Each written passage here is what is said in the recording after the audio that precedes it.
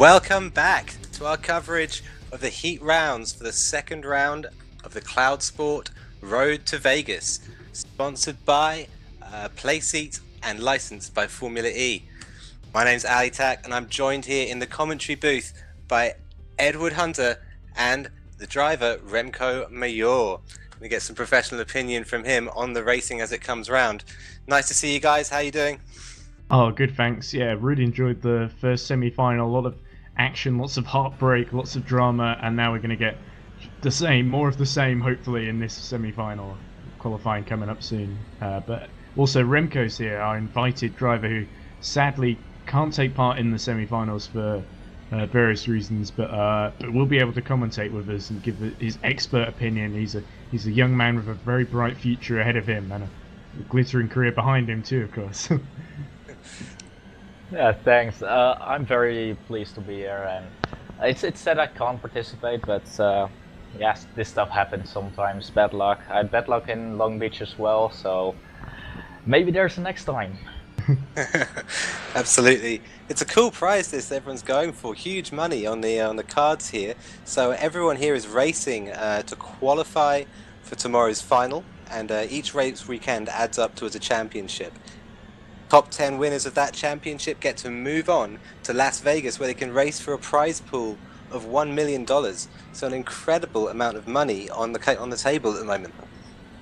Oh yes, absolutely, and not only that, but the chance to go up against the 20 drivers in the Formula E grid, of course, on a fantasy Las Vegas track, and it's going to be, all big and a lot of pomp and pageantry and ceremony. It's going to be really nice, and you get a key at the end that says "King of the World" on it or something. I don't know. But I guess you could buy that with $200,000. But the whole pot is $1 million. So as we were saying earlier, it's everyone who gets into the top 10 is going to get a fairly substantial sum of money. I think it's safe to say.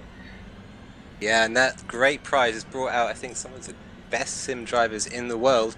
Absolutely. Not just our Remco's in the commentary booth, but for this race certainly Enzo Bonito of Team Redline certainly looking pretty pacey at the moment, and Jakob Brzezinski as well, who is a bit of a star of last week's Seat Leon Eurocup. Oh yeah, absolutely. Jakob Brzezinski the Polish driver, doing a brilliant job to hold off Kwiatkowski, who was the man who won the championship. He's in the last group today, which we'll see later in the evening. But yeah, Brzezinski, he's proving himself to be a bit of a top-line driver in whatever he drives in. So let's hope he can replicate that sort of performance and the sort of gutsy driving that we saw in Barcelona a week ago. Absolutely. It's cool to see Brzezinski actually doing pretty well in the practice for this, pulling out a 55.8, which is a respectable time around this course. We've seen a few of the stars of that Seat Leon Eurocup struggling to convert their talents to this Formula E single-seater racing. So, cool to see that he's on it. But yeah, Enzo Bonito looking powerful at the front there, 55.6 in practice, and really qualifying, I think, second place for this tournament. Yes, and who else is in this? We have his team. We have Enzo Benito's teammate Ollie Picala as well. Ollie Picala, of course, in the final 2 weeks ago in Long Beach, was able to stay out the longest of anybody. He stayed out to lap 26, I think, if I'm not mistaken, and was able to jump Gregor Houtu, who won the previous semi-final early today. So Ollie Picala will be looking. Remember, because the times from once the total race time, we'll have qualifying session first for this semi-final, and then we have the total race time afterwards, and that is effectively part of what's going to determine the grid position, as long as you don't get penalties and stuff on top of that. So Ollie Picard will be looking to maybe get the jump on Gregor Houtu once more if he can. And a couple other interesting drivers in the field here too for this semi-final. We have Alexia Loma, who is, I think, definitely in the top 10, about 7th, I think, in the championship, because he made the final last time. Very good driver, Alexia Loma, and we'll be expecting great things from him. Jem Bolek-Bassi, of course, we were raving about his move on Christian Kwiatkowski, which he did just a week before Kwiatkowski became Seat Leon champion. He was able to make a great move on him in Long Beach that had me sort of really excited and ridiculous. Yeah, I don't know. And someone more famous to someone who's a bit more famous in sort of real world racing circles is a Wolfgang Riep, who's not one of the top seeds here, not shown amazing pace. Actually, his pace has been shown is quite similar to real life pace, so it's not that bad. But it's a standard of the field that Wolfgang Riep is sort of not quite able to make a big impression on everyone. But that could change if Wolfgang has been practicing loads and loads, and we know how good he is from all the That's various right. sports car racing the Belgian has been doing. So yeah, I mean, I guess it's fair to say, like a lot of the semifinals, it's a fairly star-studded field. Yeah, absolutely, absolutely. No, I think it's going to be a real tough race. These guys will of course be going around. This is a heat race for tomorrow's final, so the top 5 finishers from this race will all score the same points, all score 15 points, and they'll move forward to tomorrow's final race, in which the big points are up for grabs. So the winner there will get 40 points, and that will work its way down at the field more progressively. Yeah, I think Enzo Benito just starting his first lap in qualifying is that another thing we saw with Redline. They always like to go out early with their drivers, or the drivers in particular. I think it's the driver's decision, obviously, but yeah, we see Enzo starting lap around Paris. It's an interesting circuit, Paris, especially because as we found out much to our annoyance in commentary, has a very weird finish line placement. The finish line is actually placed before the start-finish grid in the middle of turn 12. Just right about where the pit lane entry and exit is. And that means it's very weird because we're not sure if the corner after it is called the last corner or if it's just called turn 13 or something. Yeah, turn 13 and turn 1 ultimately. Yeah, it's amazingly sort of fiddly little track. I mean, Remco, you've driven a lot around here. How do you find it? Is it very bumpy? Is it very easy to drive? Well, because this is an RVEC2 mod and it's not laser scanned or anything, it's quite flat. Of course, there's after the tight hairpin onto the long straight, there is a bit of a hill there, but it's not very bad. So the suspensions are very stiff around here, so a lot of mechanical grip. It's also, as you said, quite a twisty track. So you would expect high downforce, but it's not actually. Because of those 2 straights, it's still faster if you use a low downforce setup, and which you see right now, it's a lot of sliding as well. Absolutely, yeah, you can see them really pushing the cars through these sort of very twisty sections at the top and bottom of the track. Yeah, here we're on board with Alexia Loma. I mean, interesting to hear that it's a low downforce track. You're absolutely right, it looks like a high downforce one. Also, I mean, something which isn't on this track but is characteristic of a lot of the Formula E tracks is those little sort of tight chicanes that you see often breaking up the straights. Maybe that's another reason why you can spring the car a little bit stiffer here than you might elsewhere. Oh, definitely. In Long Beach, we had the first chicane where you really had to hit that curb, and that was really a bit of a hit or miss. If you had a stiffer setup, it was very risky, so I at least went with a very not so stiff setup, which actually meant we were a lot slower because I worked together with Mark Behrens, another driver who's in the next group, and we really felt that we were slower. But over here that's not the case, and we had a very competitive setup, so also for next round look out for Mark Behrens. Absolutely. I'm sure he'll love to hear that as well from you, Remco. So Enzo Benito on pole at the moment with a 55.610. He set the fastest 2 first sectors we saw in Gregor Hutu's semi-final just before the one. Well, it effectively belongs to him because he dominated, but we saw that his biggest strength was in that second sector, and it seems Enzo Benito has picked up a few tips from him. However, his teammate Olli Pacala is not far behind. He's only 2 tenths behind, and he's set the fastest final sector. And behind them, we see Samuel Lebiet, who's been very strong. Lebiet? I believe I'm saying that. Oh, well, I just say that as Samuel's been jumped by Freak Schosthurst.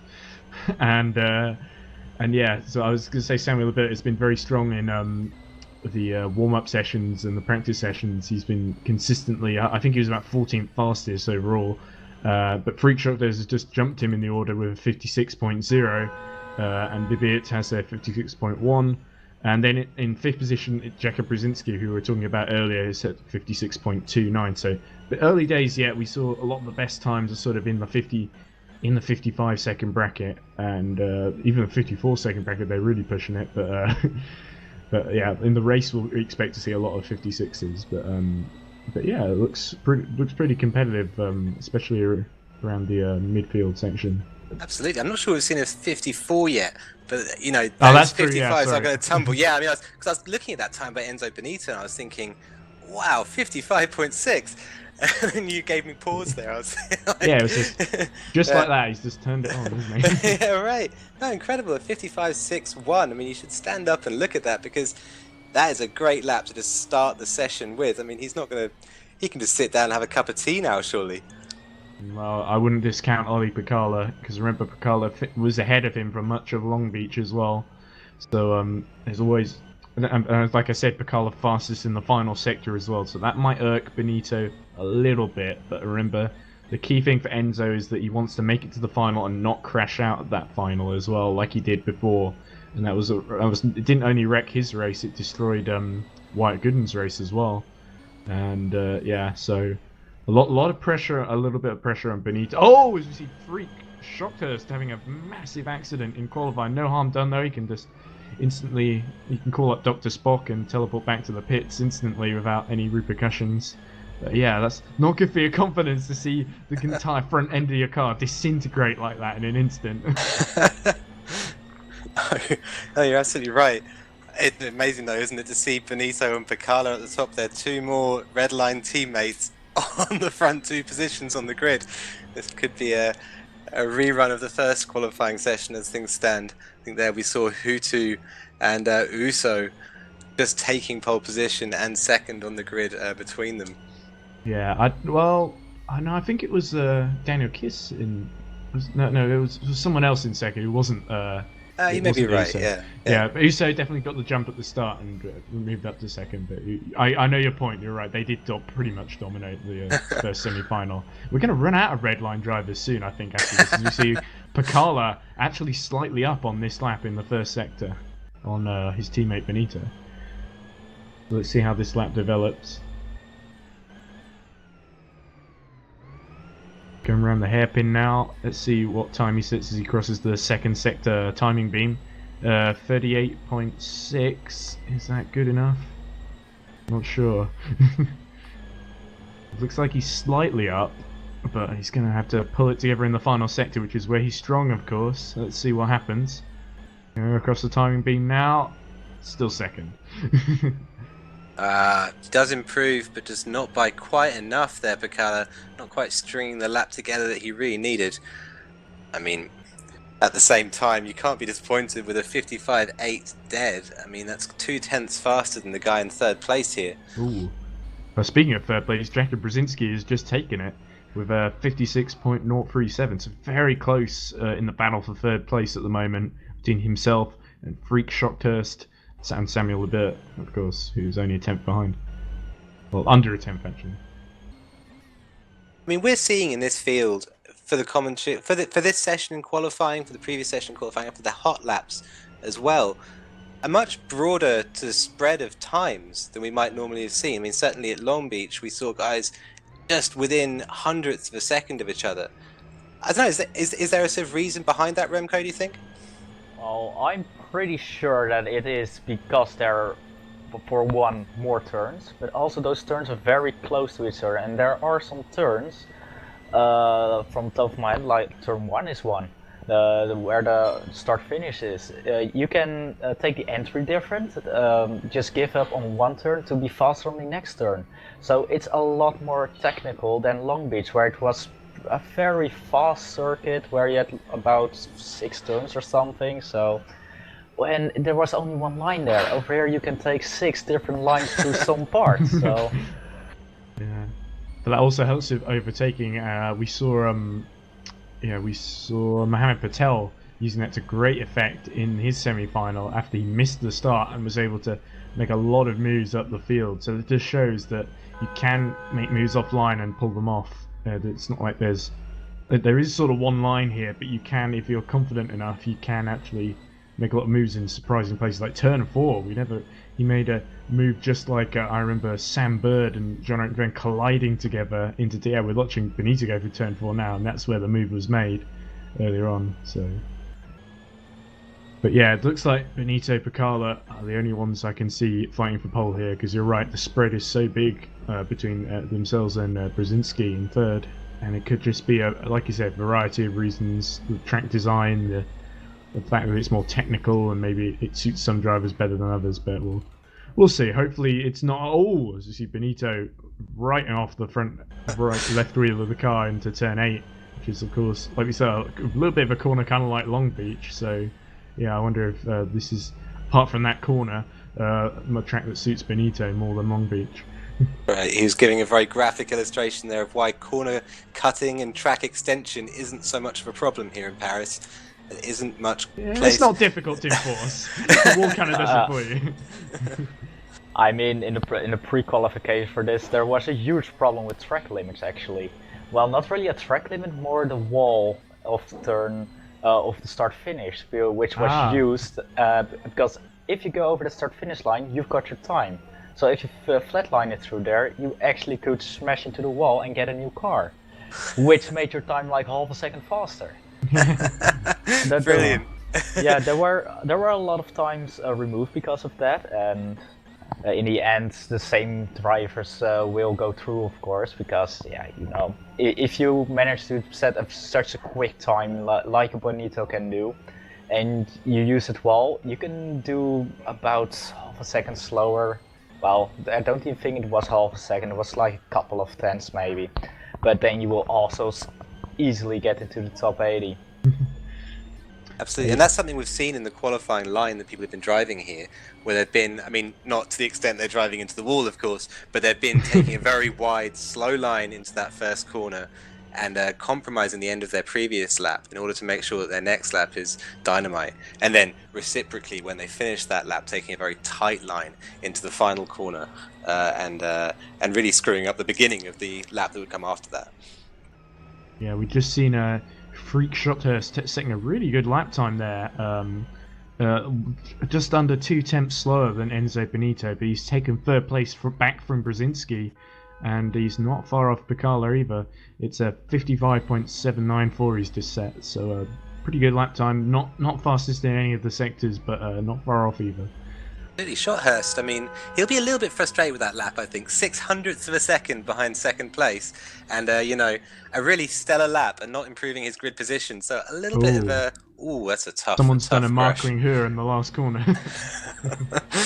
Yeah, I remember in the first safe I randomly started talking about Mark Ringhur because I saw someone tap the final corner, and I didn't mention why I was speaking about him, but it was because he crashed there in the last corner in the real life race. Oh dear.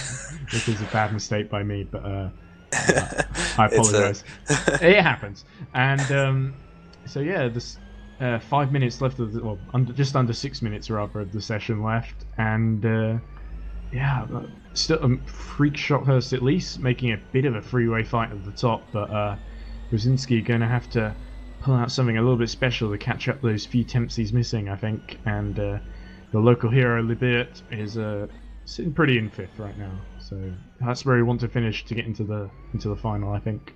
That's right, Libert, of course, a French driver coming around here in his virtual home race. So yeah, good shout there, Ed.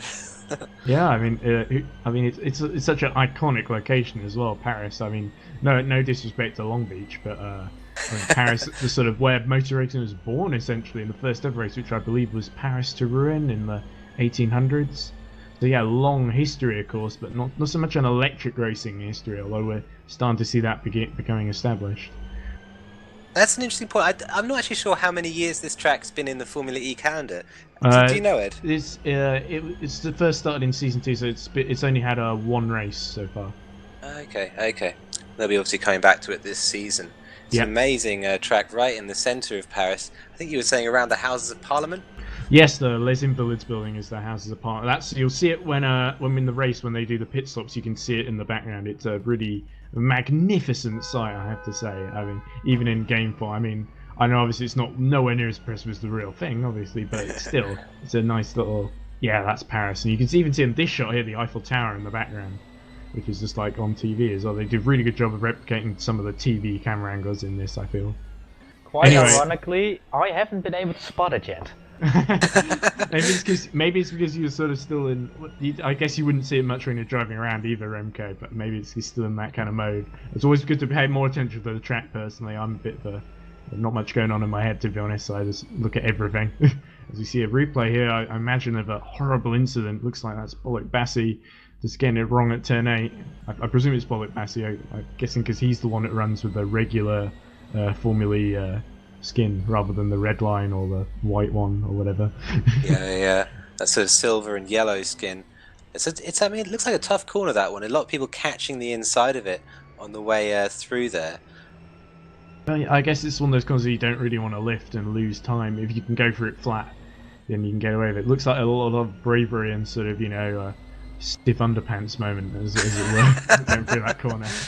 There's 3 minutes left of the session then, and Brzezinski has taken back third place, actually, from Schotter. So it's quite entertaining watching them go back and forth, and he's only just done it by 300ths of a second, I think.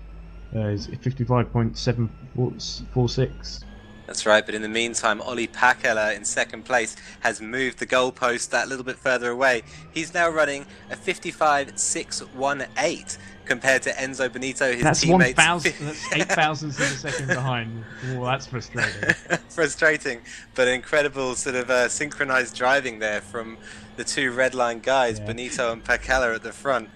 8 thousandths of a second. Yeah, anyone who thinks that the red line guys are working together in some way and just like, Pakala will just back off now and let Enzo take the pole. No way at all. Pakala is giving it everything right now, which is brilliant to see. And here we go, we're watching him again. And this is on another good lap where he set a pretty solid first sector, slightly faster than I think that's faster than his own previous best. Right, and by not a small margin on this small track, 0.5 of a second. So it'll be interesting to see if he can convert that to the end of the tenth now. Let's see what the end of this lap is like as he goes through turn. Oh, and he's just retired. Okay, so I guess it wasn't that good then. That was odd. I presume he must have seen a split second that we didn't see on the stream where he crashed or something. Remco, do you think that Pakala might be using a higher downforce setup? Do you have reason to suspect that? Well, when I look at the sector times, of course, it's still a tiny difference in there. So in sector 1 and 2, Bonito is just a better driver there. In sector 3, he loses a full 0.13 of a second, which is of course not a lot, but that can be in the setup. It might be a higher downforce or lower downforce. I personally think actually a lower downforce because it's a quite fast section, but it can definitely be the case. Absolutely, yeah. And it's always a compromise in setup as well. It's important to remember because there's no track that's just straights and there's no track that's just corners. So you're always trying to find one that will give it a little bit of a middle ground in between the two. You're never going to get the perfect setup. Which is depressing in a way to think about, but on the other hand, you've got to make a difference as a driver. You can't just let the car do all the work for you. It's very physical to drive these Formula E cars. Almost kind of old. It's a very futuristic series, but it's kind of old school in the way you have to drive this thing around and the wheels spin everywhere, and it's a really exciting car to drive, obviously. As we have a final 11 seconds left of the session then, so everyone's on their last laps. Let's see if anyone can improve and shoot their way up the timing screens. I think just a second ago, Bonito setting a 55.495 at the front of this race. That's by far the fastest time we've seen but the whole week. But still, in the last sector, he's slower than Pakala. There's more time in the track, you think? Or is it's not by much, though. Only by 600. Yeah, but he wins everything in sector 2, which is the highest downforce section part. Absolutely. And we're talking about that with Hutu as well. That's the sector he's brilliant at. So Schotthurst and Lipper finish there in 4th and 5th at the moment. So unless Alexia Loma's on a better lap, then I think that battle's settled. But let's see if the battle for pole, if there's anything left in it.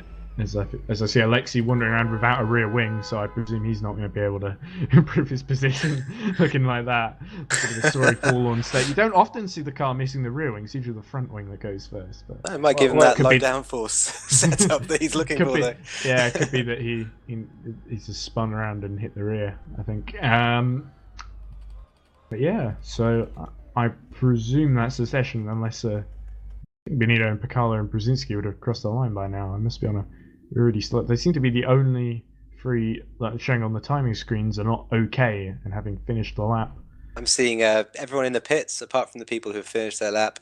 And I think that's the end of the session now. Yeah.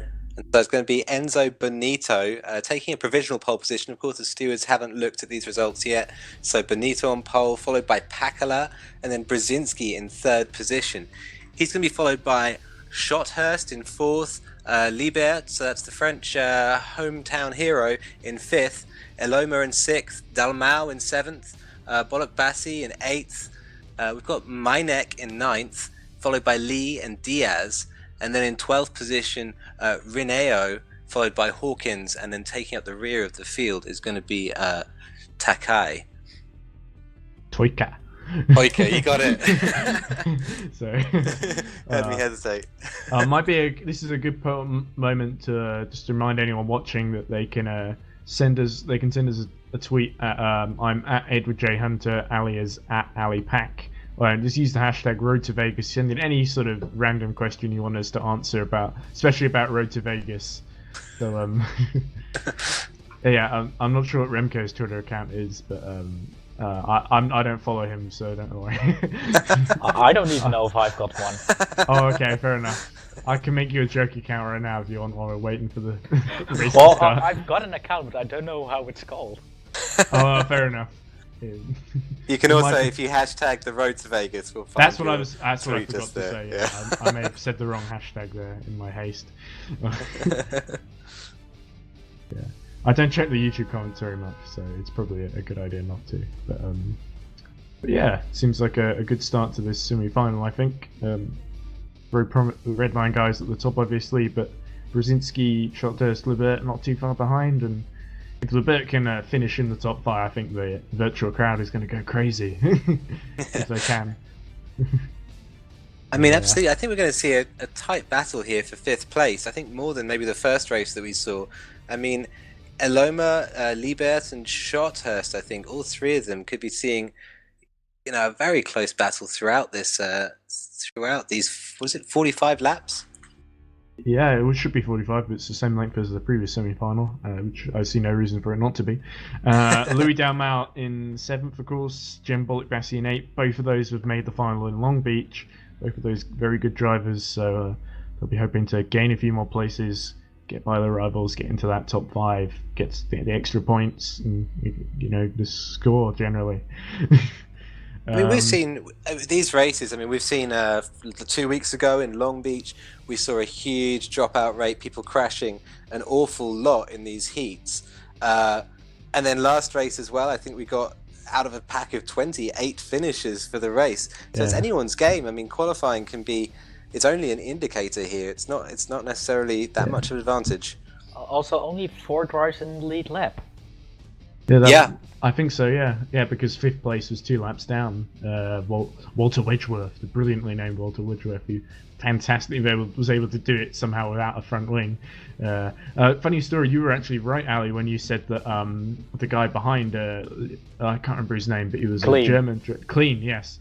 Because you said that maybe Clean doesn't know that he's missing a front wing, and it turned out I think it was Remco who told me that yes, he did not know at all about missing the front wing, and he would have pushed so much harder. And he wouldn't have let anyone lap him if he knew. Well, actually, Clean is from Switzerland, but Switzerland, he sorry, is not Germany, Dutch. yeah. But he is Dutch. Okay, well that just confuses the matter even more. Oh well, you would know all about that then, Remco, being Dutch yourself, and Ali, of course, living in Holland with a Dutch girlfriend, and me with no Dutch ties. I could start about that. It's not called Holland, but I'm not going to. Okay. I didn't either. The Netherlands. So. Yes. It's forced to habit. So Remco, how come why do you think that is? I mean, these guys are some of the best sim racers like in the world we're seeing here. So they're like, this is real sort of top quality drivers, and we're seeing a just huge watching the amount of warm-up people. now. Yeah, the warm up just starting here. We're seeing a huge amount of people crashing off in these qualifying races. Do you think that's to do with being sort of a hot lap racer versus being a sort of racing racer, or is there some other reason for it? Well, it's not at all that, I think, because these drivers drive a lot of long races. A lot of them are also into endurance racing. But the matter of fact is, there are not a lot of street circuits in racing simulators, and they're also not used as much. Also, the Formula E car is quite heavy, and it's an open wheeler, so nobody really knows how to drive it. And when you're on such a tight course with such little room of error, and you are pushing, which I was at Long Beach, and I noticed that was a wrong move. Just when you push and you make one tiny mistake, you're in that wall. And that's why you see the top 5 drivers not crashing as much, actually. That's why Hutu at this moment can, although he is driving very fast, he's not at his limit. Because then he could make a mistake and end up in a wall. Drivers in the back though, they have to push to get into the top 5. And that's why we see so many people not finishing races. Yeah. Okay. And we've seen it can. I think a lot of there are a couple of incidents in the first semi-final basically judged to be caused by Ricky Wilson. Of course, he'd been severely warned by the stewards and sort of at risk of essentially disqualification, from what I understand. So Ricky Wilson definitely not having a great time at the moment, and in the wars, of course, but he won't be participating any further this weekend. But it just sort of shows sometimes it's easy to get the red mist as well when you have a bad start and you're struggling to sort of regain positions. So it's interesting to see how some drivers do sort of approach it really well when they have a rough start and they're able to recover later on and take advantage of people's mistakes. So other drivers, they just lose their focus and they sort of do silly things that you wouldn't expect them to normally. Absolutely right. Yeah, I agree. I mean, quite short races these. An hour or so of racing, maybe even less. Actually, more like 45 minutes. And so, yeah, as you say, you wouldn't kind of expect them to be getting too fatigued, but at the same time, it's long enough for your mind to wander a little bit. And these cars are so punishing, as Remco rightly says, that one little mistake will see you out of the race, or at very least in the pit lane, getting repairs. Yeah, a lot of that weight is actually at the rear as well, which means that's why you see them so a little bit. Sometimes it's a little bit sluggish at times and a little bit tail happy at other times because it's that rear weight distribution. And some guys have got killer setups for it, and other guys sort of not quite sort of worked it out yet. And Remco, I think you told me at Long Beach that you actually you whacked on a setup at the last minute or something, or used the default setup because you didn't really know what to do. Well, me and Mark worked a lot on that setup over there, but we couldn't really find the balance in the car, so we had a very oversteery setup. For this race though, because I actually expected to be racing, but I couldn't because of stuff, and I didn't really have much time to practice, so we had a setup again which wasn't very good. But then Mark came with a setup and adjusted something in the rear, made it much lower in the rear, which pretty much gives a negative rake. So I was just watching Picard cause an incident there in the warm-up in the first corner. Went for a silly move there. It was never really alongside enough. But the other guy didn't really give way either. Go on anyway, sorry to interrupt. That doesn't matter. But because of that negative rake, we managed to find about half a second. It's quite a lot. So, oh yeah, there I see it in replay again on the normal live stream. It's ouch. But because of that, we have a way more competitive setup right now, way more balanced. So I don't have that insecurity I had at Long Beach, where I had to push at the limit with an insecure car.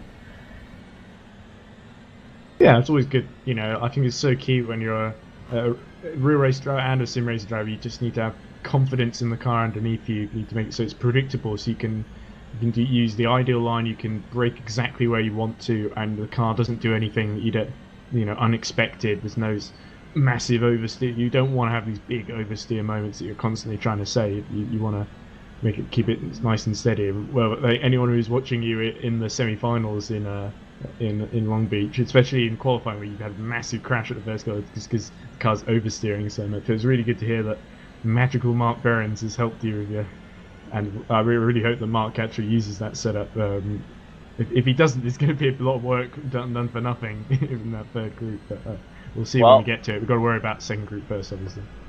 Yeah, well, it will definitely not be for nothing, because the knowledge you have in this race, you'll take it to the next one, and you can use that knowledge from the beginning.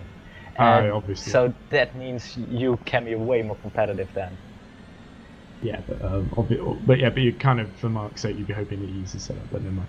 Anyway, we are just kind of stalling time now while we watch the warm up. Anything interesting happening in the warm time wise? Let's just have a look at the screens.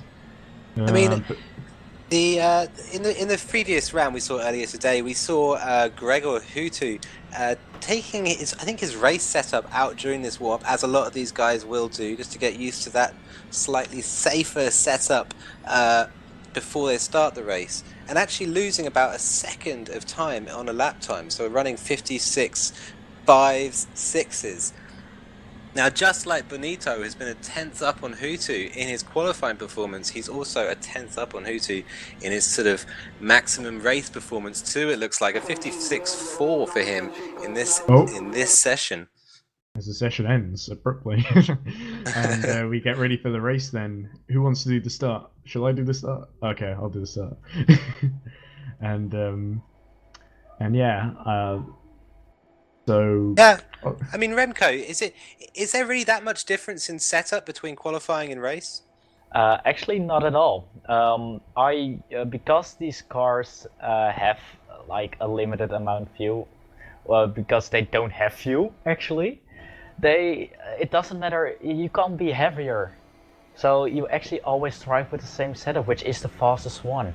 Of course you can use a safer setup, but the whole reason that drivers in the qualifying are so much faster than in the race space is because in the race they don't use that the wide entry, or they go way faster into the last turn over the start-finish line to get just a bit of extra time, because that can take a lot of time off.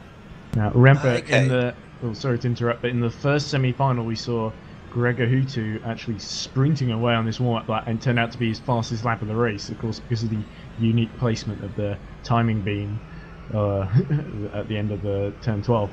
So I wonder if Picala is emulating that and trying to do the warm-up lap as quickly as he can, and I sort of wonder if the officials should sort of pick up on that. Like I said, that at the time in the first semi-final, once I realised and looked back at the lap charts and found out that the first lap was the fastest, which is always a bit of an odd sign.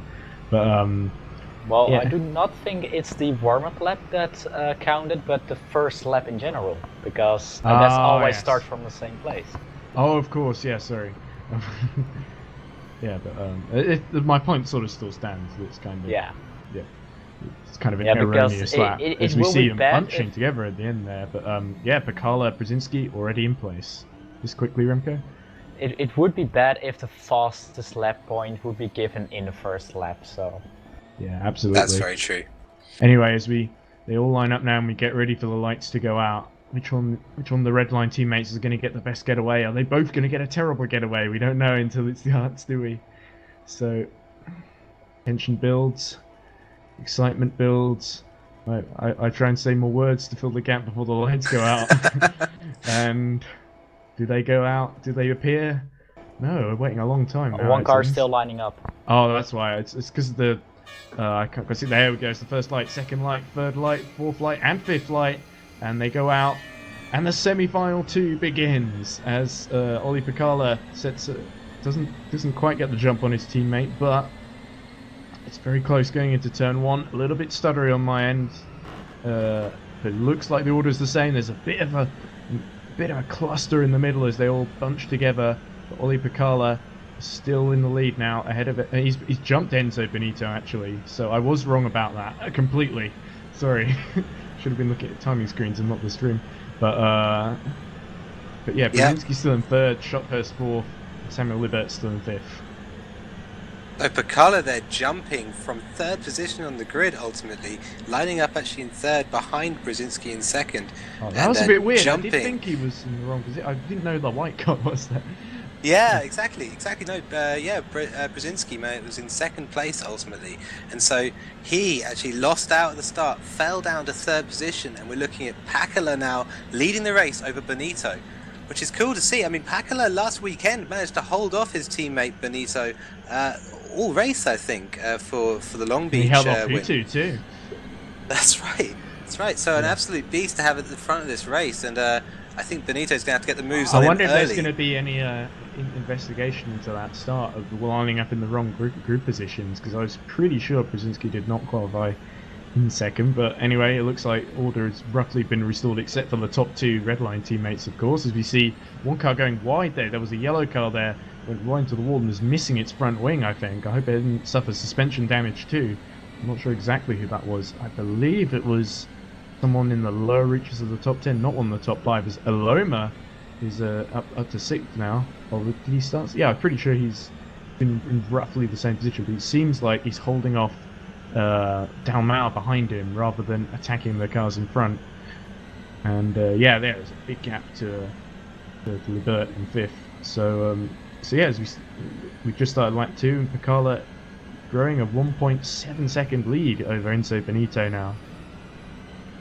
Right, plenty of time there for him to be able to settle down into his rhythm and get into this race properly. Douglas Hawkins, at the back of the grid now. He's been in and out of the pits after the first lap, so maybe he's the guy who lost his front wing early on in the race. I mean, lap 2 of 45, I don't think he's going to make it to the end of the race. Probably not, but yeah, I think more like what will happen, what we've seen in other semi-finals, is that people who tend to crash early on eventually crash again later on and are not able to finish, basically. So once you're kind of in a bit of a no man's zone once you get into the second car within the first 10 laps or so. It just becomes very difficult to make the end of the race. I'd be amazed if we see anyone do it in these semi-finals, but I've been amazed before and it can happen again. Enzo Benito has cut the gap down slightly. It's not 1.7 anymore, it's just under 1.5 seconds now. But they've dropped Brzezinski a little bit.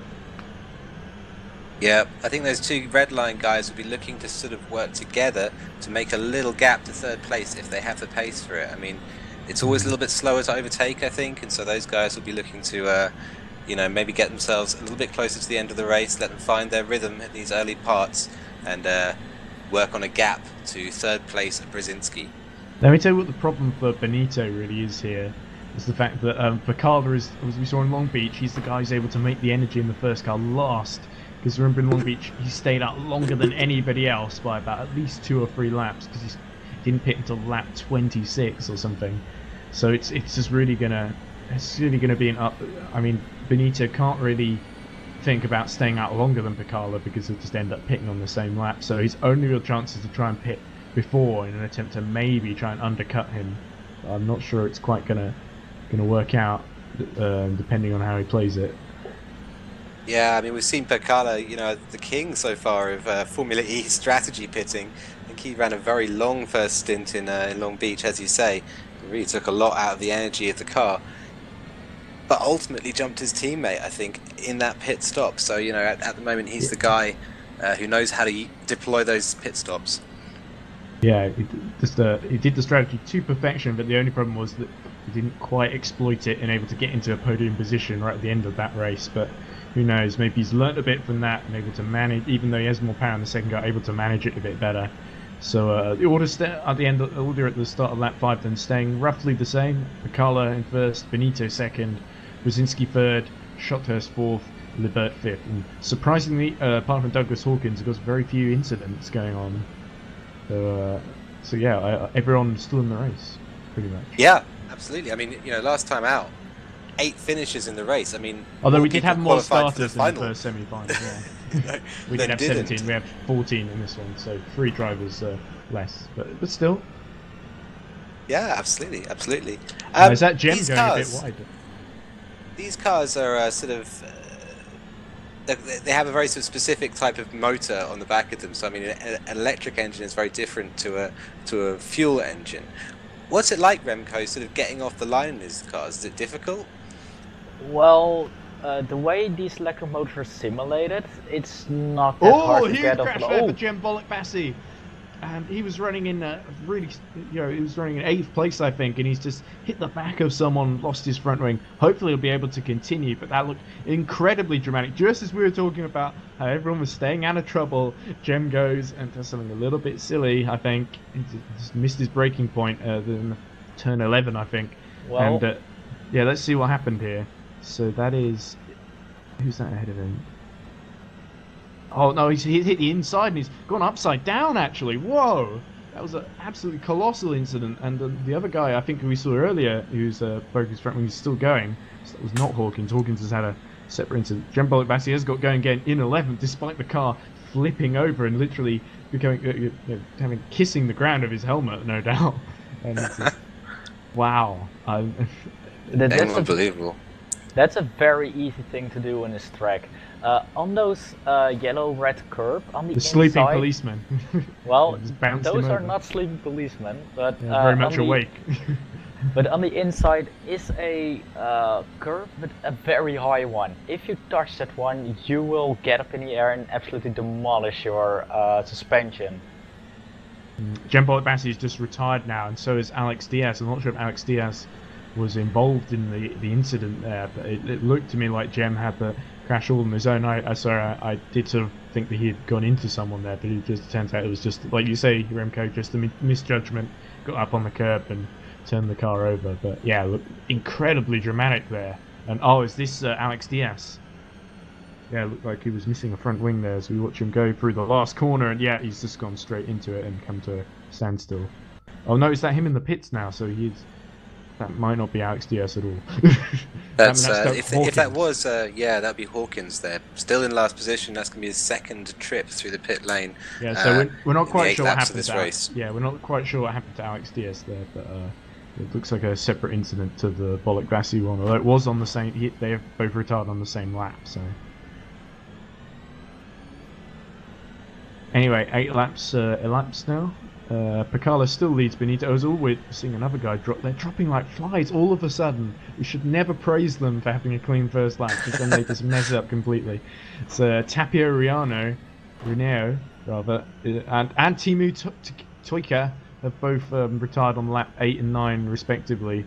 And yeah, I mean, just a mess.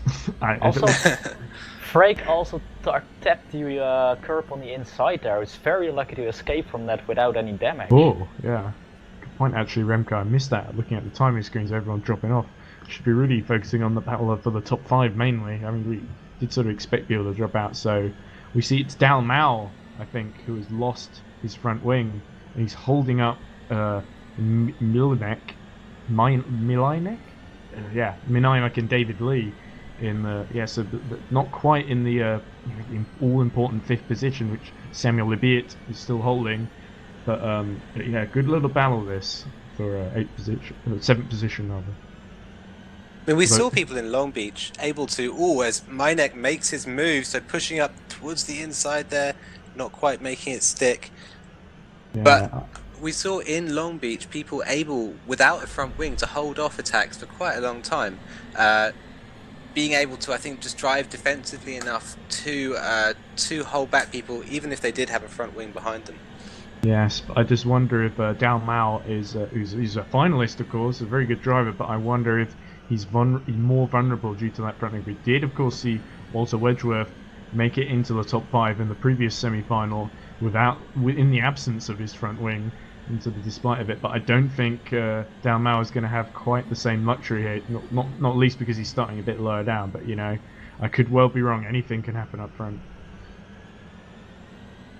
As we cut back to Schothurst in 4th, as we say, pushing quite a bit, as you notice, Remco, but he's got Lebiet not far behind him, and Brzezinski not far ahead of him.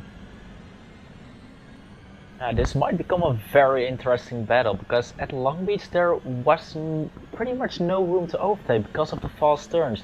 But over here you've got, after the first long straight, you've got a right-hander where there's a fairly long braking area.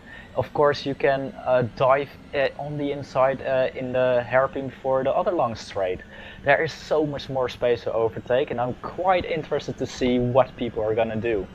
Yeah, even though there's more space, though, you've still got to judge it right, and the guy ahead and the guy behind have got to give each other room. Otherwise, you can easily push each other into the wall, as we've seen on a couple of occasions. But anyway, so that's at least 4 DNFs, and Douglas Hawkins has been disqualified at last. Almost. It's kind of no offense, Douglas, but I mean, I guess it's kind of a relief almost, just not to constantly see Douglas in the wall all the time, because you're worrying that someone's going to hit him. I'm just interested in the why. Yeah, it could be that there's something else going on. We'll update you as and when if we get news from the stewards about that. But yeah, Douglas Hawkins' race will run no further. Ollie Picard. Will it? It looks like he's sort of re-emerged on the timings. It's not showing him as disqualified, at least. It's showing him as not finishing, I think. It says he's in the pits again. Oh, okay. He's been disqualified and then he's gone to the pits. Fair enough. So 12 laps elapsed now. Laps, that's a weird thing to say. Ollie Picard is still leading by 1.3 seconds over Enzo Benito, as we see Milnek making a move, trying to go around the outside of Dalmau on the front straight, and we cut away from that because clearly that wasn't terribly interesting, was it? And he has not made the move stick, actually, so we didn't miss too much. But he's getting very bunched here. I wonder if Milnek being...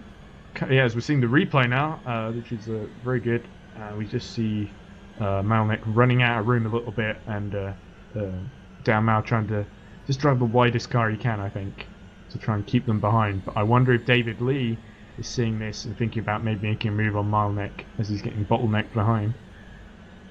Yeah, I mean, Dalmau really showing his quality here. I mean, managing to hold people off without a front wing on this track is no easy thing.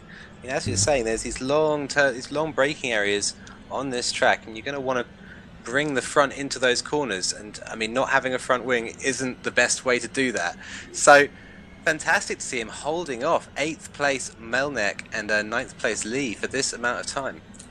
Yeah, and as for the update at the front, it's 1.6 seconds the gap from Picard to Benito now, with Brzezinski about 6 seconds rather down on Picard, I think.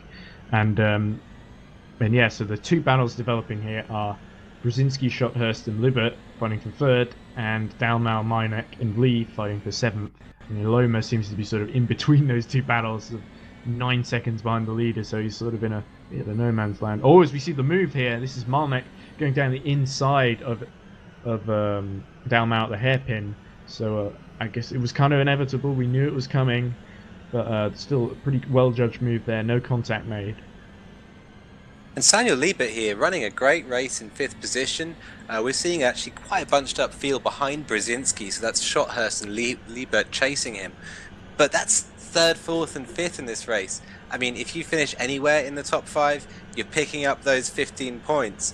And it doesn't make a huge amount of difference. It does, of course, your race time affects your qualifying position for the next day. But, you know, you can afford to relax a little bit. And I think those guys, they're maybe playing it a little bit safe there in that battle for 3rd. Oh, another lock-up for David Lee. He's definitely hard on the brakes, isn't he?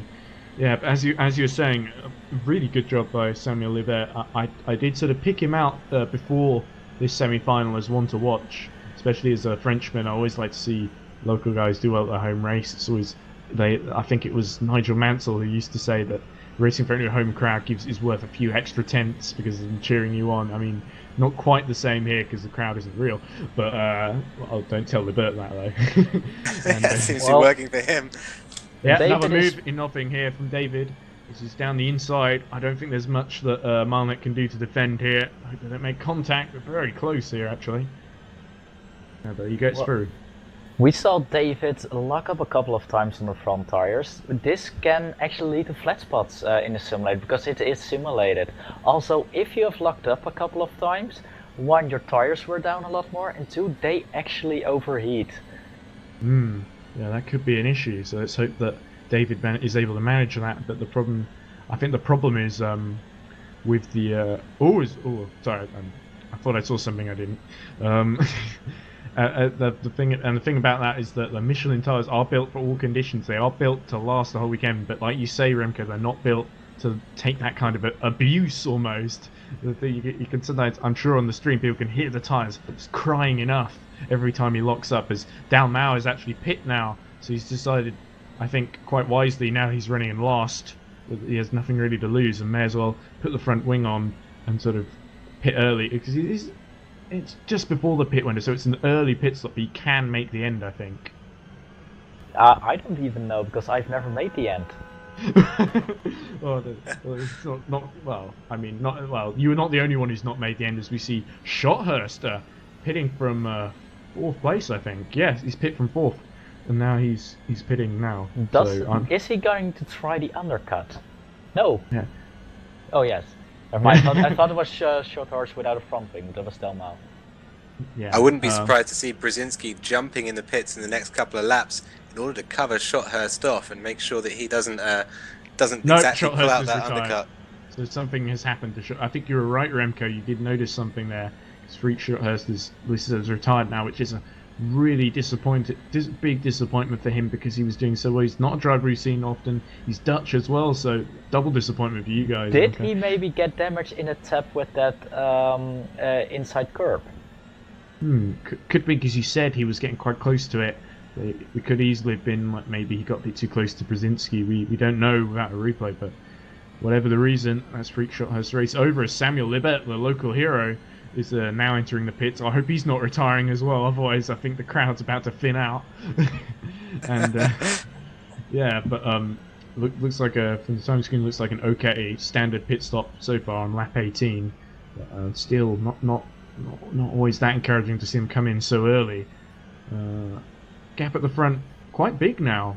Benito's really dropped off the back of as we see Lebert exit the pits now, and Picalo is 4.5 seconds ahead of Benito. He's gained 3 seconds somewhere, and it just seems like Benito is now falling into the clutches of Brzezinski rather than catching up to his teammate Picalo. So I presume he's either backed off a bit or he's made a small mistake somewhere. Luckily gotten away with it. But yeah, not really a good feeling to see the leader pulling further and further away. No, exactly. I mean, I'm surprised to see Benito dropping off Pancala like that. At the same time, there's probably a feeling there that it's just like, let's just run this race, let's get qualified, let's not do anything stupid and get caught up in a pissing contest in the heats. You just get through the final, we'll sort it out tomorrow kind of feeling. Yeah, but what Marcel's... Oh, go on, Remco. Bonito is losing about 7/10 a lap. That is quite a lot. From the last 5 laps, that has been the case. So it could be that there's a more serious issue with that car. If it's like a suspension down its suspension because that makes it undrivable basically. And but if it is, then that's not something that can be repaired in the pit stop. So a lot of pressure on Enzo Benito right now. Well, this lap it's a full second, and Brzezinski is coming close like 8/10 a lap now. Yeah, that could get very exciting as we get into the closing stages, but we're approaching the pit stop time now, and it'll be interesting to see whether that affects the order, or even more than it already has been affected. We have only 8 drivers left running, with Dal Mao and Lebert. Lebert is actually a lap down. That's actually quite bad news for him, because he's one of the earlier ones to pit. So I wonder if Lebert is actually going to be able to retake that 5th position once the pit stops filter out, or whether because of damage or something that from earlier it's been repaired, that whether he's whether he's in trouble. Yeah, I mean, Lebert is still running a decent pace. He hasn't been sucked too badly yet into the blue flags. See him there, is that him in front of Benito, just sort of pushing forwards, a lap behind obviously. So he might still be able to pull it off and not lose too much time being sort of sucked into those blue flags. And Benito pits now, so we'll see how that works. I've just got a message from Graham Carroll as well about the start. Championship leader Graham Carroll, who's racing later today, and he's informed me that Benito actually had a 2-place group penalty for crashing out of in Long Beach and causing the incident there. with White Gooden. So that explains why we were a bit confused there. I'd completely forgotten about that. I'm not very good at keeping track of the penalties. It's just another layer of complication. But yeah, the pit stops filtering through now, as Enzo is probably one of the earliest ones to pit out of the top 5 or 6 or so. So let's see if he can make the places back up once everyone else comes in. It's Pacala actually entering now from the lead. So this is a key pit stop. Yeah, he'll be looking, I think, just to cover off Benito, make sure that his strategy isn't too different. Yeah, He's got a nice following big cushion, but there's no need to take any risks here for Pacala. And yeah, Brzezinski, coming in as well. So just the top 3 here, having all pitted over the sort of the space of about 2 laps. Yeah, just before the halfway point in this race. Eloma, actually from nowhere, has somehow managed to find himself in the lead on lap 23. He's not pit yet, of course. I wonder how this is going to play out, really, for him in terms of staying out longer, whether he'll be able to do a Pacala, as it were. And the other thing to look out for here is drivers rejoining the track in the path of other cars. We saw that destroy Daniel Kiss's race in the first semi-final. So, yeah, you will want to avoid that. Well, I actually expected that to be a problem in Long Beach, and over there it wasn't really a problem. And over here, where I didn't expect this as much, it actually is. It's quite weird. Well, I think in Long Beach there's sort of straight just after the pit lane. It's easier to sort of move out of the way or sort of take a position back. Whereas here, the pit lane is sort of going right into a sequence of tight chicane-like corners. So I think maybe that's why we're seeing it sort of bunch up and there's sort of colliding lines coming out of the pit lane, which can be a little bit of an issue. But thankfully, the pit stops we've seen so far have been fairly clean. Lap 24, Eloma continues to lead. He's actually 22 seconds ahead of Melnek, who hasn't pit either. So, it's a little bit hard to follow, but I think that Pacala is still in the lead from Benito and then Brzezinski once it all filters through. I'd be interested to see Libert how far behind he is to that pack. His early stop. The top 3 still haven't pit yet. Yep, and it's still a Pacala and Benito in a net first and second. We're on board here with David Lee as he gets pestered by Pacala from behind. So Pacala's saying, "Oi, give me that position back. Dump in the pits, please." But Lee's not going to be moving anywhere, not just for now anyway. We might brake hard and put them off that way. Yeah. I don't think Pacala needs to risk his race probably making this move. That said, there's going to be a big difference in their pace, and Pacala's going to be well in his rhythm now, just churning in these very fast laps. And so like we said, throw a move on him. Remember, this is qualifying for the final as well, so even if Pacala's driving a really good race, if he gets more held up in traffic than the other winners from the other finals end up, then it could come back to hurt him in the final. He might start 1 or 2 grid places lower down. We saw that with Benito with his penalty in this very semi-final, but because he got dropped those 2 positions, it destroyed his start and sort of ended up dropping him behind his teammate. Although, to be fair, he did at least gain a position off the start on reflection. As we see Pacala diving down the inside of David Lee and almost pulling off. He gets stuck around the outside there. Good driving by David Lee to hold the position, I think. Yeah, I mean, this could be the difference maker that we're seeing right here for tomorrow's final. I mean, Gregor Hutu in the first round this morning had almost a flawless race. He got away from the line, made himself a little bit of a gap, and he just hammered those laps in. Almost never held up throughout the whole race. And now we're seeing Pacala, this is the 2nd lap now, where he's sitting in the exhaust pipe, or whatever electric cars have, of David Lee. The non-existent exhaust pipe, the friendly exhaust pipe, if you will. But yeah, right. He's whatever it is, he's sort of being forced to eat the back of it, and yeah, David Lee's still holding 3rd place, but yet to pit, as we said. And I think the one thing that might help, is if, in fact, it won't help at all, because the thing is, I was just thinking if there were more cars running in this semi-final, then that might help in terms of the general pace, but there aren't more cars running, there's actually less. As we see Pacala looking like he's going to go down the inside and try and make the move. Oh, but I was a bit behind on the stream there, and he's not done that.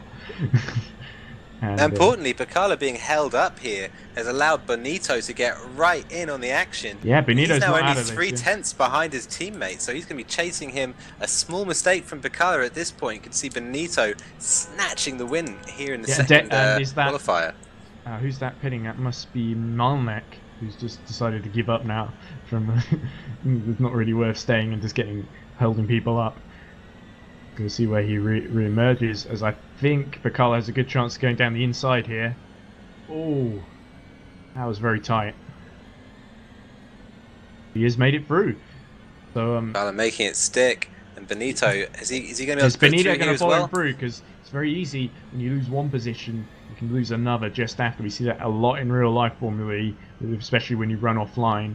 But Benito needs to get through as quickly as he can if he wants to keep his chances of winning the race alive and sort of getting the advantage in the semi-finals. He's moving to the right on the straight, but I don't think he's close enough. Yeah, Benito here watching Pacala just walk away after overtaking David Lee, so that's going to be his chance at the win in this race, sort of evaporating before his eyes. Yeah, Oli Pacala actually 22 seconds behind Iloma, so Iloma is not going to hold him up quite like David Lee is holding up Benito. So that's a good little gap. I mean, he's already closing it. He's just taking a second out of Iloma, so Iloma, I would think about pitting pretty soon. There we go, and Benito makes can't have it a lot of stick energy, in the first corner, overtaking David Lee and taking that. That's a third position, but a net second back in the race. Yeah, actually, good move. They just did almost carbon copy of what Pacala did, I think. Just took him down the inside. Loma finally pitting. He's taken my advice. Good job, Alexa. I was seeing a replay here. This is the move. Yeah, he actually got it all done way before the corner as well, so he just got a superior exit out that last corner. Well, the turn 13 or whatever it's called. And yeah, so where is Iloma going to rejoin? It looks like he's rejoined behind Samuel Libert. So Samuel Libert has actually gained a place out of all that, because remember he pit from 5th and Shothurst retired whilst he was after he'd pit. So a little bit, we were worried about him losing position. He's gained one, and I imagine the partisan French crowd are going nuts right now. Well, Libert did have a free track, and David Lynn did have the battle, so he lost a lot of time there. Yeah, David Lee not got the best pace, I sense, the way he was locking up and holding up the leaders as well. But he's still in 6th place, so if something goes wrong ahead and he's in actually Malnek is now in 6th place. He's coming now. David Lee's exited the pit, so yeah, it's Malnek who's going to be in prime position if something happens up front. But yeah, I mean, that's going to feel good for Libert, though, to move up from 5th, where you're right on the button. You know, you kind of got to deal with kind of drivers who are a little bit more aggressively trying to pass you, and then popping up into 4th it's a good place to be. You know, obviously you want to be as high as you can, further up the field as you can be in these kinds of races, but 4th is a good position because you're not being attacked by people who are going to be outside the qualifying zone.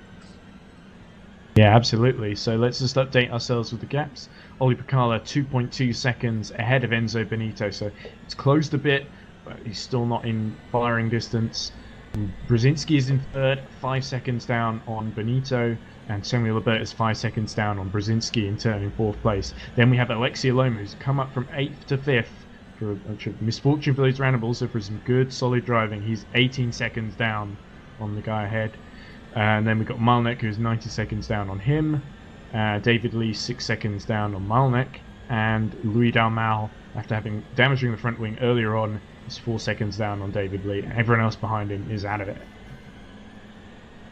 There we go, watching Enzo Benito here chase down his teammate Oli Pacala in the lead of this race. So Pacala here, a little bit of traffic in front of him, and Benito looking to take advantage of that. Oh, that's not David Lee again, is it? David Lee being lapped this time, so moving right out the way for Oli Pacala. And I wonder if Enzo Benito will get the same courtesy.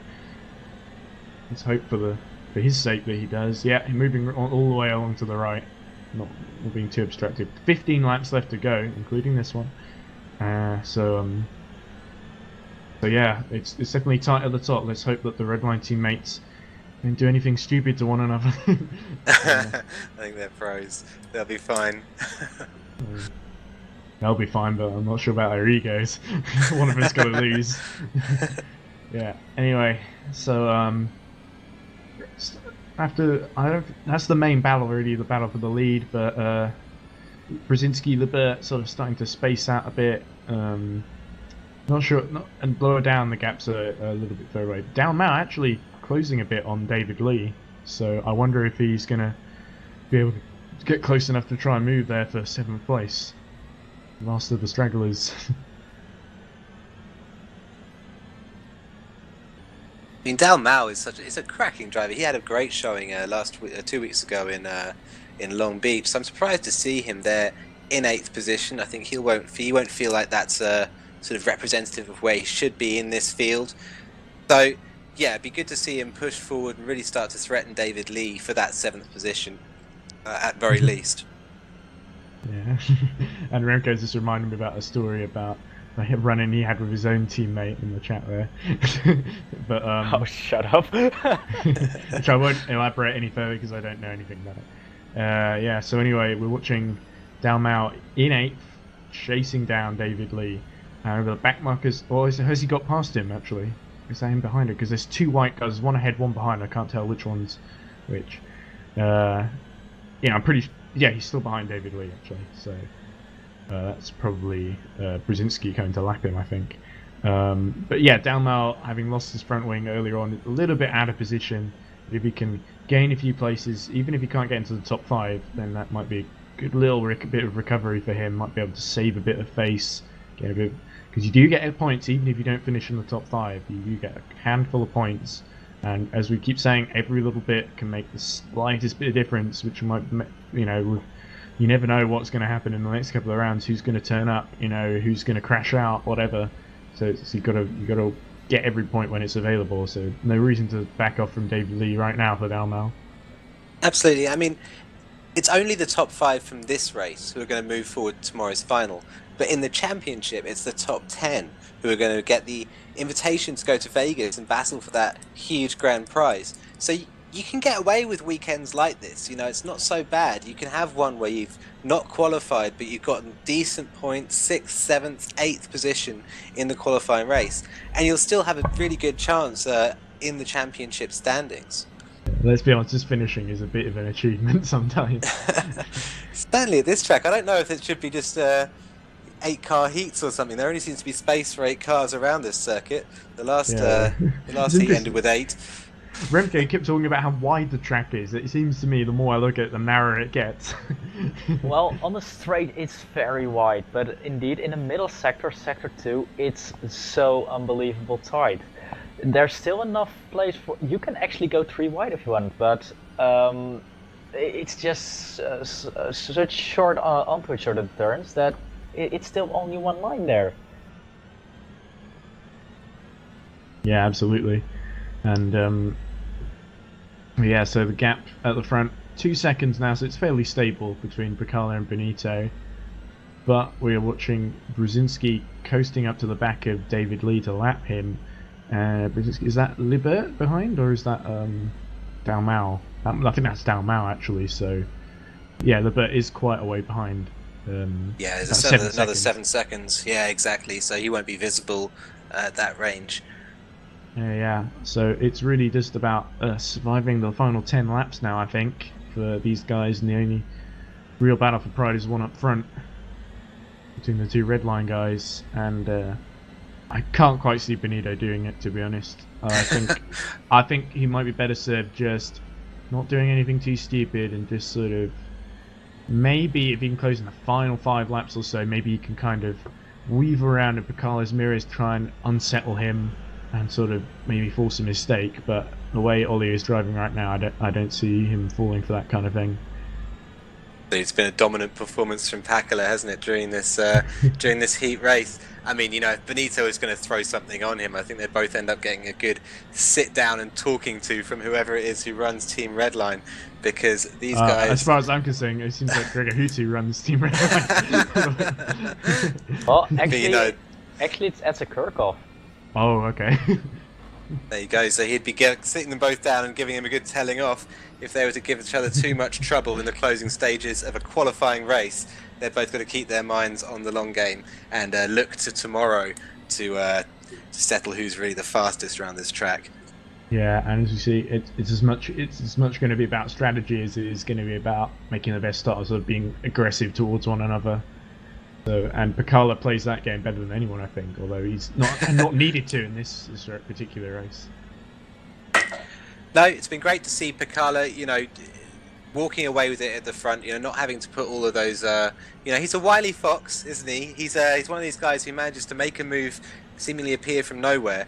And so it's been great to see him have a sort of a straightforward race, bang the laps in, get your rhythm, and bring. And there home. was a big potential to get it wrong there with David Lee as well, lapping. Well, not lapping, but well, they have lapped him as well, obviously, but but overtaking him in terms of when he was out of sequence on pit stops, because there was a lot of potential to get frustrated to maybe run into the back of David Lee, but the car kept calm.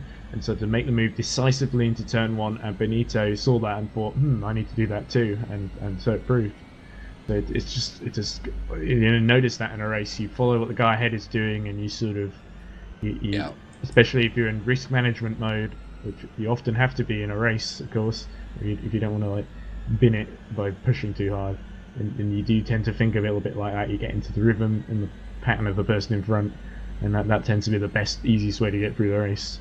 It's not always the best way if you want to overtake someone. For sure. We haven't really spoken about Brzezinski this race. He's had a bit of a quiet one in third, but of course he's a winner from the Seat Cup Leon series. Not the championship winner, but a race winner there. Oh, down Mal's lost his front wing again. Ooh. Not sure where going to be happened. Struggling to bring this one home. It's not going to catch David Lee looking like that, I'm afraid.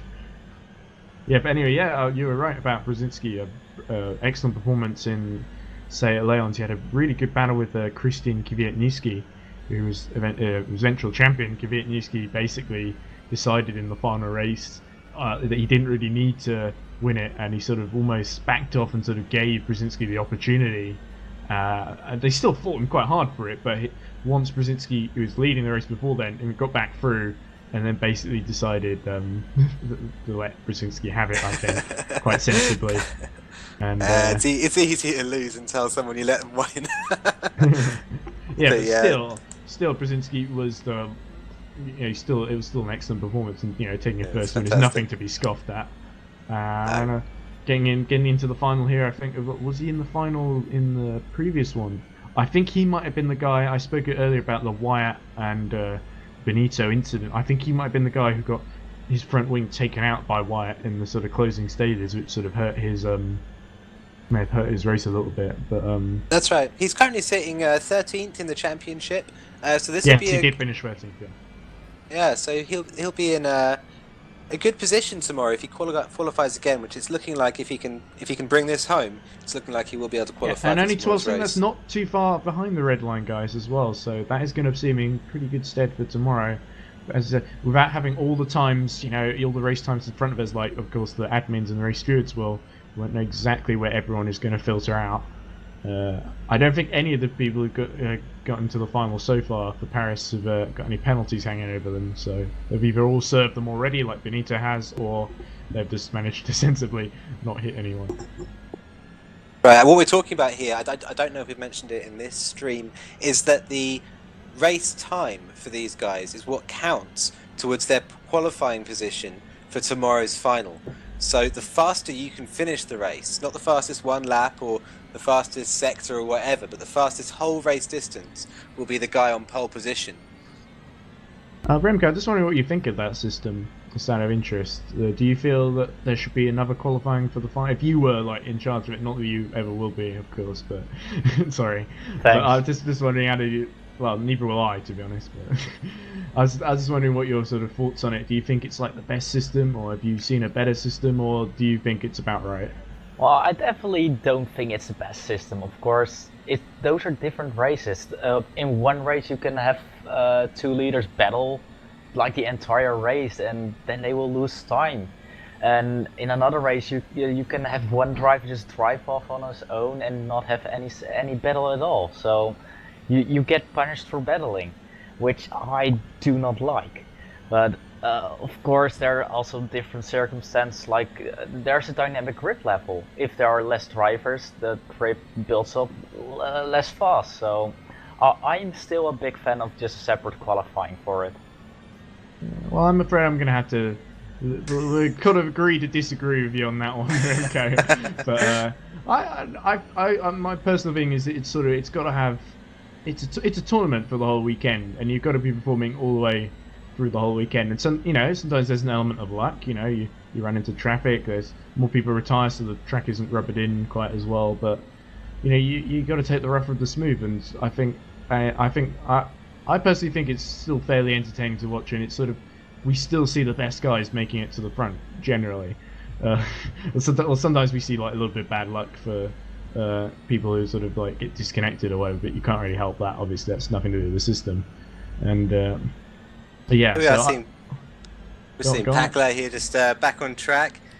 It's been a mighty performance from him, and I think he's coming in now to one of the trickiest corners in the track. Is that the one where? Is that the corner with the high curb, Remco? I struggle here because there's two sectors that look very similar. Yeah. This has gone through turn 7. When you get into the last sector, you will have the long straight, but after the long straight, that fast right-hander is the most difficult turn of all, because you either get it right or you don't. And if you do not get it right, you end up hitting either the inside or the outside wall, where the tire barrier is sticking out a little bit.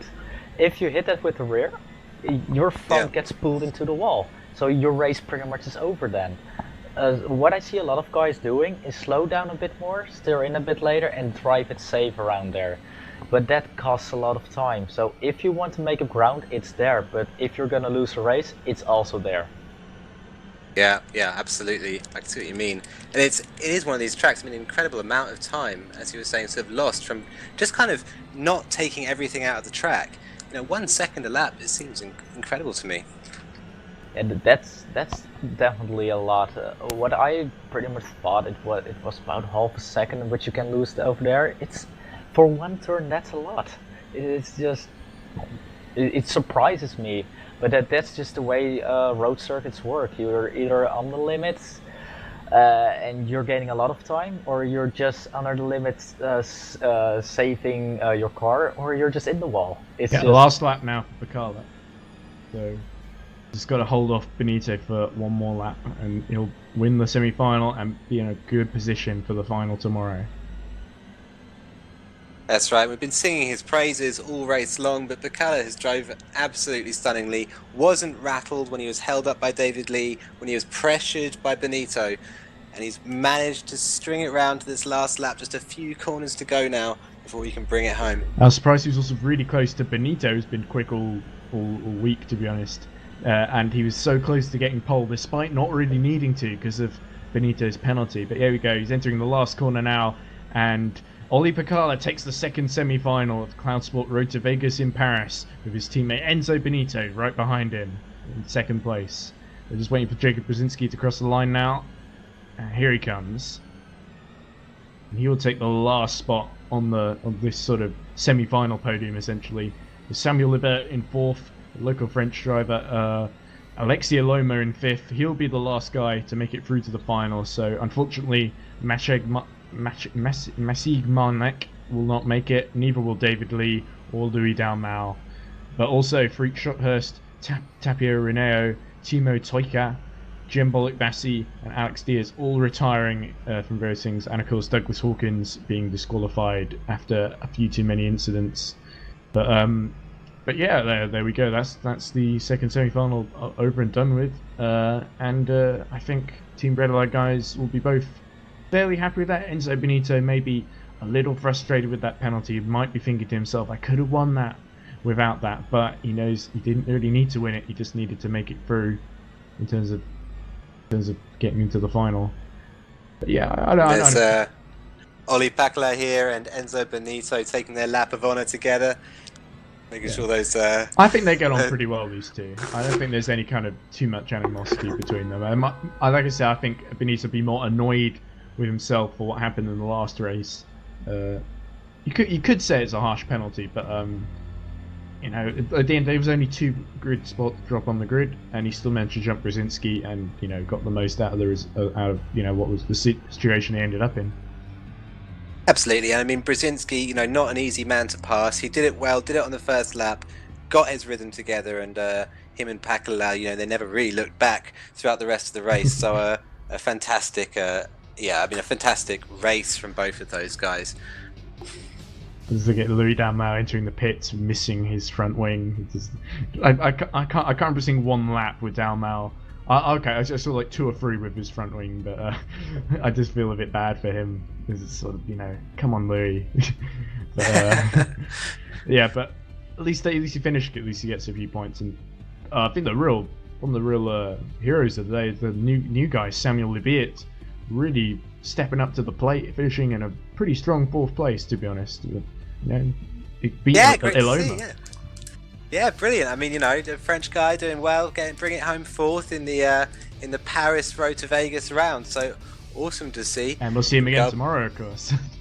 Exactly. During the final, it'll be interesting to see how it pans out in terms of his finishing his grid position for tomorrow. I think he's done okay, actually. I think there are a few quite slow finishes in the first heat. 4th and 5th, maybe. Walter Wedgworth, of course. Yeah, right. He'll definitely be ahead of Wedgworth because he was too late. Yeah. So you can, these guys are finishing on the lead lap at least, and so yeah, fantastic. All 5 of them, on the lead lap. That's good. Yeah. Should we recap briefly who's made it through to the final then? Just in total, we don't know the order of everyone, but we know who's made it. So in the semi-final one, we had Gregor Hutu,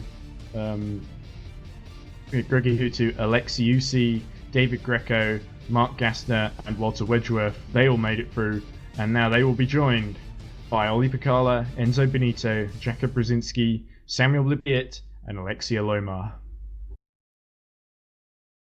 We're going to take that opportunity to wrap up our coverage of the second heat here for the Paris round of the Cloud Sport Road to Vegas competition. And that's powered by Playseat and sponsored by Formula E. I've been Ali Tak. I've been joined here by Edward Hunter and Remco Major. And we're all going to say goodbye now. Catch you in half an hour for the next round. See ya. See ya.